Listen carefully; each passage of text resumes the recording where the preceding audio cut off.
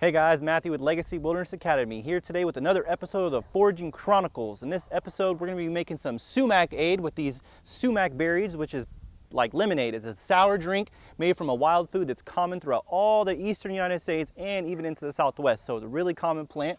And really what we need to know is first we want to make sure that the sumac berries are ripe. So these ones have a little bit of unripe berries on them, a little green in there. So we're just going to taste them. And to taste sumac, the sour stuff that we're actually after is like this sort of glaze that forms on the outside of the fruit. So we're simply just gonna put our fingers on it like that, lick our fingers, and if we like the flavor, we can take them. If it's a little unripe, they'll still be sour, but they won't have developed that flavor, that delicious flavor. It kind of reminds me of a warhead, okay, the sour candy. That's kind of what it tastes like. And so because we had a couple rains recently, it actually washes off the like the sort of sour glaze, and so the quality is going to be a little bit down from what it would have been a couple days ago before it had rained and washed it all off. So you want to get it as early as you can before it starts raining. If it hasn't rained, then these things will be on the plant for, you know, maybe even a couple months. So we're just going to take a couple of these, dodging this poison ivy that's right below us. And the next thing you want to look for with sumac is this bothers some people. It doesn't really bother me too much, but sometimes you'll have little bugs that like to live in here, okay? And you can see this sort of like white, web type looking stuff, and that little bug is that little white bug there. Okay, we have some ants on it too.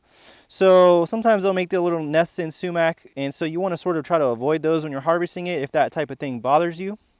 And you can see these are a little unripe, but we're going to go ahead and just go up this road here up to my parents' house, and we're just going to pick all the ones we see. Usually it likes to grow way out in the open, so this is kind of a narrow road, lots of shade, but usually you'll see it growing in real big stands along highways and pretty much all over the place. So yeah, stay with us and I'll show you how to make sumac-ade.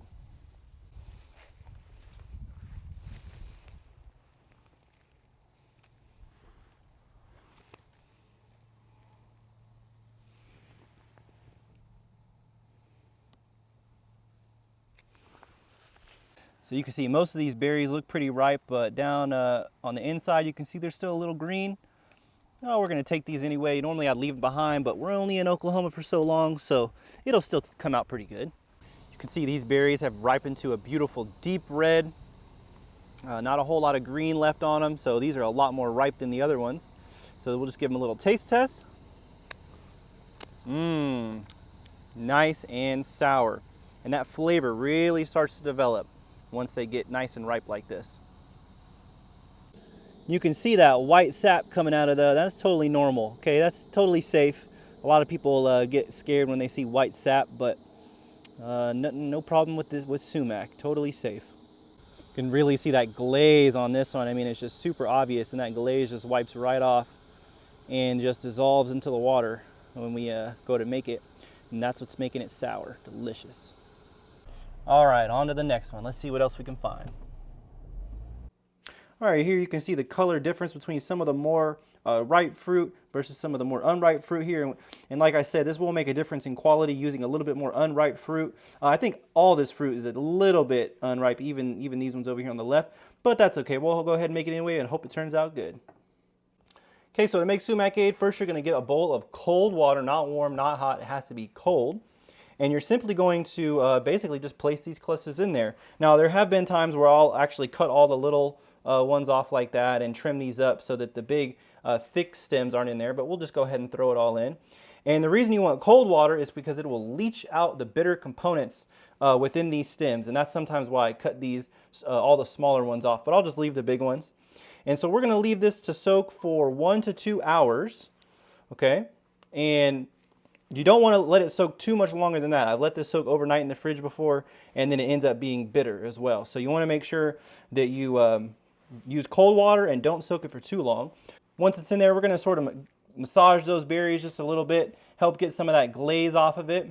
And then we'll probably do that again maybe halfway through, just sort of help encourage some of that to get off. And you can see the amount of water. So maybe I put about 1/3 of fruit compared to the water, and that's good. All right, now that it's been soaking for a little while, we're just going to go ahead and take it and run it through this strainer, and we'll actually end up running it through this strainer a few times, just to make sure everything's out. See that beautiful yellow color?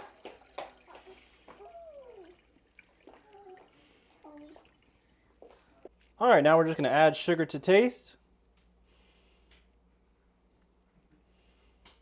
That's probably about good.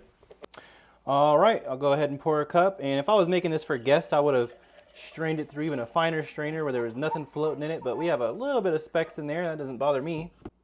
Okay. It's good. It's made it a little bit weak. I think we got the amount right, but because it had rained and washed off some of that sour glaze, it ended up being a little bit weak. So it's a little weak, but it's real good, real mild flavor, nice and sweet because of the sugar we put in it.